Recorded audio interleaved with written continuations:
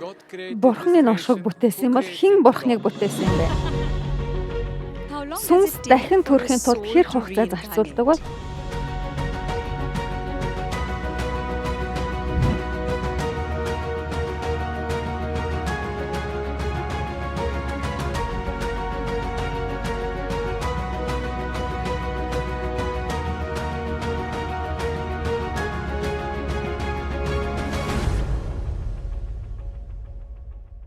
Гүрүдэ энэ оршихуй хэрхэн эхэлсэн юм бэ?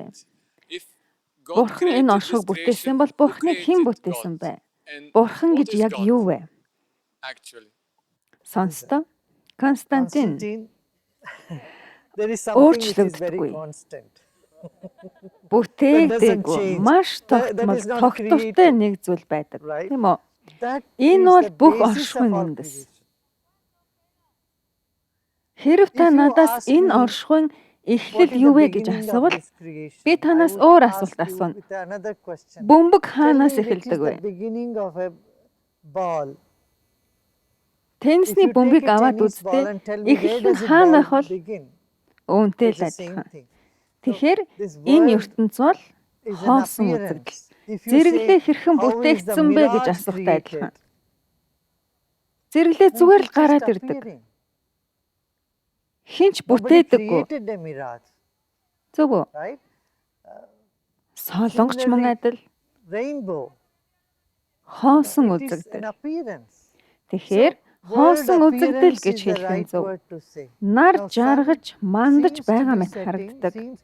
Гэтэл нар жаргадаггүй, манддаггүй. Оршихуйн хувьд ч мөн адил. Бидний альвааг шугамн байдлаар ойлгодог. Гэтэл үнэн бөмбөрцгөн байдаг. Үүнээс чанагш байдаг гэсэн. Эннээс ямар нэг зүйл үүссэн гэд бид хэлж чадна. Гэхдээ энэ нь маш хайрцангуй. Кокос яаж энд ирснийг бид мэдэхгүй. Бид наргил модыг алюминий модноос үүссэн гэд хэлчихэж болохгүй. Аль жимс нь эхэлж үүссэн бэ? Аль жимс нь эхэлж үүснийг яаж хэлэх вэ? Би л мэдэхгүй. Аль нь эхлээд бүтээгдсэн бэ? Байдал уу? Алим уу, кокос уу? Эсвэл жакфрут юм уу? Аль жимсийг эхлээд бүтээсэн бол ингэж хайгаад ч нэмэргүй. Тэгээд бас хаана бүтээгдсэн бэ гэдэг. Энэ бас л буруу. Энэ буруу асуулт. Наргил мод анх хаана үүссэн бэ гэж асуудаг. Хаваад юм уу, Кералад юм уу, эсвэл Индонезид үү?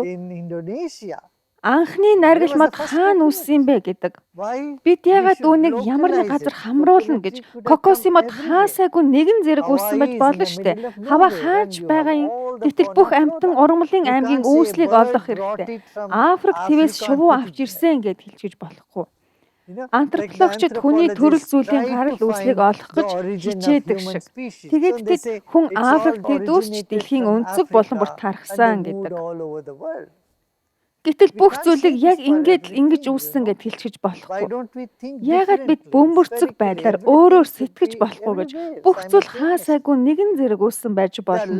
Шугамн сэтгэлгээ нь биднээс эхлэл төгсгөлийг шаарддаг. Гэвч өнөөдөр шинжлэх ухааны үүднээс бүх орчлон ертөнцийг шугамн байдлаар хэмжих боломжгүй гэж хэлж байна. Та бөмбөрцөг байдлаар сэтгэх хэрэгтэй.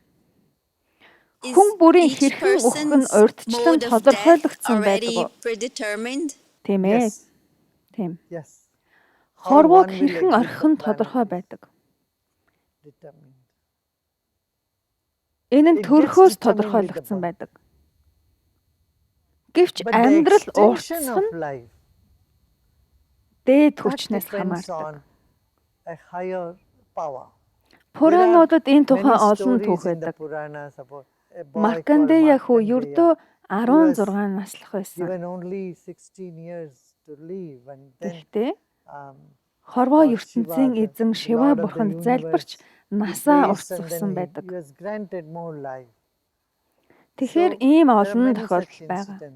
Бясалгал, залбирал, санкалпа, таны хүсэл зорилго бүгд амьдралын хугацааг уртсгаж чадна. Энэ боломжтой зүйл.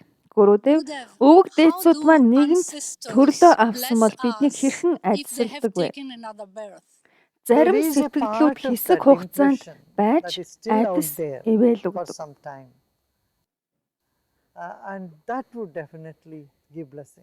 Учир нь энэ нь ертөнц дахны ухамсарын л нэг хэсэг учраас. Та нэг газраас явсан ч зурагт нь тэнд байж идэг. Таны сэтгэл чинь тэнд үлдэж идэг.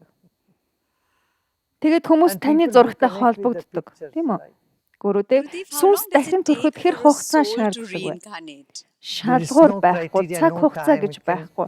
Энэ нь хэдхэн цаг, эсвэл хэдэн мянган жил шаардаж болно. Үүлийн үрээс хамаардаг. Бараг хэдхэн цагийн дотор дахин төрдөг хүмүүс ч бий.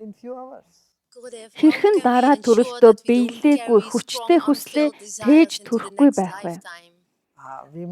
Бид юу хүсэж байгаагаа ойлгох ёстой. Тухайн хүслийн зорилго нь юу вэ гэдгийг ойлгох учиртай. Аз жаргал уу, дээдийн жаргал уу? Тэгвэл та яадаг ч гэсэн авах болно. Тиймээс энэ хүсэл үнэхээр бидэнд хэрэгтэй юу, үгүй юу гэдгийг ухаарах хэрэгтэй. Үүнийг би мэрэгэн ухаан гэж нэрлэнэ. Та толгодын ороод байшин байхыг хүсэж байлаа. Энэ таны хүсэл байгаад биелсэнгүү. Гэтэл та эцсээ хүртэл би толгодын ороод байшинтай болмоор байна гэдэл яваад иж болохгүй шүү дээ. За яах вэ, байшинтай боллоо. Дараагийн амьдралдаа та тэнд байшинтай боллоо. Гэхдээ та хэрвээ би толгодын ороод байшинтай болж чадахгүй байсан ч тэгээд юу гэж далайн хэрэг дээр байж ч болно гэж харуул ямар ах вэ? Хэрв та анхаарлаа үүнд хандуулвал илүү сайн зүйл танд ирдэг. Та үүнд л тэмүүлэх хэрэгтэй. Хэрв хэн нэгэн би том байрлал, аашрам, сүм барьмаар байна. Гэхдээ үүнийг хийхэд олон төрөл төрөх хэрэгтэй гэх юм бол энэ нь таны сүнс маш сул дорой байгааг харуулж байна. Хэрв таны сүнс хүчтэй бол та хүсмэгц биелдэг. Энэ бол сэтгэл. Энэ бол төгс төгөлдөр байдаг. Ямар нэг зүйлийг хүсээд тэр нь биелдэг. Бид төвдөө байхад ингэдэг. Бид төвдөө байж юу ч хүсээгүй үед ямар ч хүсэл биелэхэд тийм их хугацаа шаарддаг. Энэ бол йогийн хүч. Йогчид нэг хүслийг, ганц хүслийг олон жил хүсдэг. Харин та йог эсвэл оюун санааны дасгал бясалгалаас хол хөндөй бол нэг л өдөрт танд маш олон хүсэл төрдөг. Ийм учраас садна танд туслан пранаяма, сударшин крия бясалгал таныг энэ амьдрал, өмнөх амьдрал эсвэл хуучин сэтгэлдлүүдээс үүдсэн бүх төрлийн хүсэл тэмүүллээс салгах зорилготой. Хэрвээ амьдрал зүүд юм бол гүрүүдээ бид энэ зүүднээс хэрхэн сэрэх вэ? Амьдралыг зүүд гэдгийг ойлгож байгаа нь та аль хэдийн сэрсэн гэсэн үг. Энэ бүхэн зүүд шиг. Өнгөрсөн бүхэн зүүд шиг. Ирээдүйч гэсэн зүүд мэт гэсэн өчүүхэн бодол таны дотор ямар нэг зүйлийг өөрчилдөг. Тэгээд та гэж ойлгодог.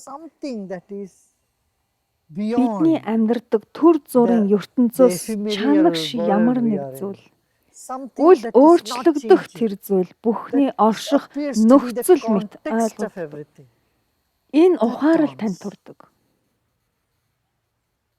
Хамгийн гол нь бид үүнийг зүгээр л ойлголт байдлаар хүлээн авах биш. Харин үүгээр амьдрах хэрэгтэй. Мэдрэмж бол зүгээр нэг ойлголт байхаас тийсөөр энэ амьдрал бол зүүд гэдэг нь ойлголт. Гэхдээ тийм ээ энэ бүхэн зүүд шүү дээ гэдгийг мэдрэх юм. Таныг маш их аз жаргалтай байх үед энэ мэдрэмж төрдөг. Үнэн гэж юу? Энэ үнэн гэж юу гэж та гайхдаг. Гэсэн хэрнээ харин хүмүүс зовлонтой үедээ зовлонгоо бодит гэж итгэдэг. Бидний ухамсар гадаад юмс, хүмүүс, үйл явдалд гатсан үед бид өөрсдийн хүч чадлаа мартдаг.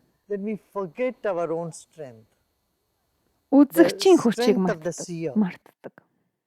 Бид үзэгдэл байж, үзэгдэлд төөрч, үзэгдэлд өөрийгөө алдаж гээхээрээр бид зовлонтой болж эхэлдэг. Тэгээд бид үзэгдлээс нэг алхам мухарч түр хүлээгээрээ би өөртөө буцах хэрэгтэй гэдэг. Тэгээд та буцдаг. Энэ чинь йогийн мөн чанар. Үзэгч рүү буцах нь йогийн мөн чанар. объектив ертөнцид төрөхөөс субъектив ертөнцийн их сурвалж руу буцах юм. Гөрөөд надад сонирн байна л да. Биеэ орхисон сүнснүүдийг медианууд яаж мэддэг вэ? Тэд дахин төрөөгүй гэсэн үг үү? Сүнсний ертөнц маш нууцлаг бөгөөд гүн гүнзгий. Бидний ухамсар ариван их эрдэнэстэй. Яг л далайг судлах байдал. Далай судлаачид ядчил далайн талаар ямар нэг зүйлийг мэддэг. Гэвч ухамсарын хувьд сүнс маш олон түвшинтэй. Тиймээс зарим сүнснүүд медиум болохоос сонгож чаддаг. Тэд хүмүүсээр дамжуулан ярьж чаддаг. Энэ бүхнийг хийдэг. Гэвч ихэнхдээ медиумууд өөрсдөө тийм цэвэр ариун биш байдаг. Тиймээс тэд хойлолцдог. Тэгэхээр тэд тодорхой оршихуйг яг цэврээр нь дамжуулаагүй байж болно гэсэн үг. Өөрсдийн оюун ухаан, хүсэл эрмэлзэл, дургуутслыг дамжуулж ээж болдог. Энэ бүхэн тэднэрээр дамждаг. Зарим таамаглал нь зөв байж магадгүй л дээ. Гэхдээ ихэнхдээ буруу. Өнгөрснийг зөв хэлэгч ирээдүг таамаглаж чадахгүй. Эдгээр медиумууд таны ирээдүг бүрэн таамаглаж чадахгүй. Гөрөөдөө атом дотор цөмийн бөмбөг хийхэд шаардлагатай асар их энерги байдаг. Би бас ийм олон атомудаас бүрдсэн. Гэхдээ би маш амархан ядардаг. Тэгэхээр хаана алдаа гарч байгаа гэсэн үг вэ? Гэртээ цахилгаан эрчим хүч байдаг ч унтраалтай бол гэр чинь харанхуй хэвээрээ л байна. Гэртээ эрчим хүч байдаг. Гэрэн тань хийм баллон хийгээр дүүрэнч унтраалттай үед та гал гаргаж чадахгүй.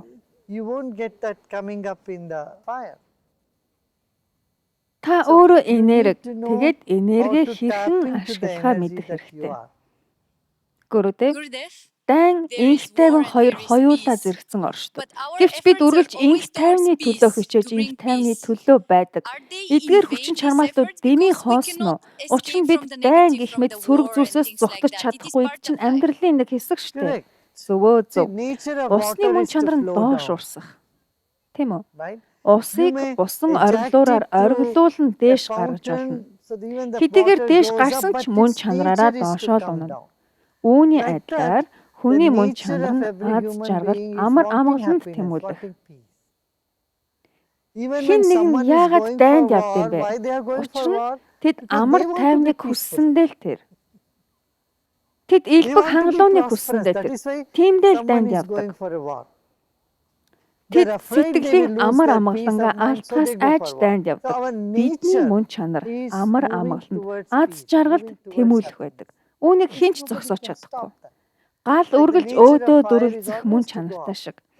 Тиймээс л эсрэг чанарууд бие биенээ нөхцөлдүүлдэг гэж би байнга хэлдэг. Тэд маш нарийн байдлаар бие биенийхээ оршин тогтнох нөхцөл болж бие биенээсээ хамааралтай байдаг. Энэ бүхэн хоорондоо хамааралтай. Инх тайван нь үүмэн самууны эсрэг. Гэтэл зовлон туулсан хүмүүс л амар амгаланд илүү үнэлдэг үстэй. Та хүүхдээс юу хүсхийг нь асуул та. Амар амгалан уу иштэй чихрүү? Тэд иштэй чихрийг л илүүд үзнэ. Тэд амар амгалангаас шоколадыг илүүд үзнэ. Гөрөөдөө хэрэг бид ямар нэг муу зүйл хийх талаар бодсон ч түүнийг хийгээгүй бол энэ нь үүлийн үрд тооцогдох уу? Хэрэг муу зүйл хийхийг хүссэн ч түүнээс сөрж эсэргүүцсэн бол сайн байна. Энэ таны сайн үлийн үр. Гэхдээ энэ талаар санаа зовоод байх хэрэггүй. Эдгээр бодлоо төрж л байдаг, үгүй болж л байдаг. Та эдгээр бодлуудаас маш том. Эдгээр бодлуудтай зууралдахгүй, эдгээр бодлуудаар өөрийгөө тодорхойлохгүй, тэднийг өөрийгөө гэж тооцохгүй байгаа л бол та аюулгүй. Гөрөөдөө чөлөөлөгдсөн хүн бүр бусад сүнсийг чөлөөлөгдөхөнд нь туслахаар буцаж ирэх ёстой юу? Шаардлагагүй. Зарим нь бусдад туслах энэрэнгүй сэтгэлээр буцаж ирдэг. Харин зарим нь томилогдож ирдэг. Гөрөөдөө заримдаа бясалгал хийх юм уу унтах үед уусах мэдрэмж төрдөг. Гэвч яг тэр мөчид би энэ биш, би хинбэ гэх айдас дурдаг. Би үхэн гэх айдас. Тэгээд дараа нь би яг хэн юм бэ? Сул орхих айдсыг хэрхэн давж энэ юу вэ гэдгээс хэрхэн айхгүй байх вэ?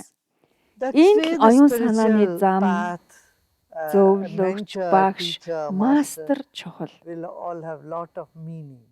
Гэрт ээж байхад хүүхэд аюулгүй байдлыг мэдэрдэг. Үүний адилаар оюун санааны дасгал бясалгалд та өөр ертөнцид очих үедээ ганцаараа бишээ гэдгээ мэдэх хэрэгтэй. Тэнд өөр хүмүүс аль хэдийн очсон байгаа. Тэд тантай хамт энэ яг шинэ газар руу явахтай адилхан. Танд хөтөж хэрэгтэй. Танд хөтөж байхад та санаа зовоод байдаггүй. Тэнд хөтөж байгаа. Та хаа нэгтээ очихоор явахдаа танд GPS байдаг штэ. Тэгээд та төөрөхгүй гэдгээ мэддэг. Тиймээс л эрэлжид багштай болгохыг үргэлж хүсдэг. Эрэлжид ганцхан ном уншаад л үнийг хийчих чадахгүй. Энэтхэгт ийм үг байдаг. Багшгүйгээр, мастергүйгээр урагшлна гэж үгвэ гэдэг.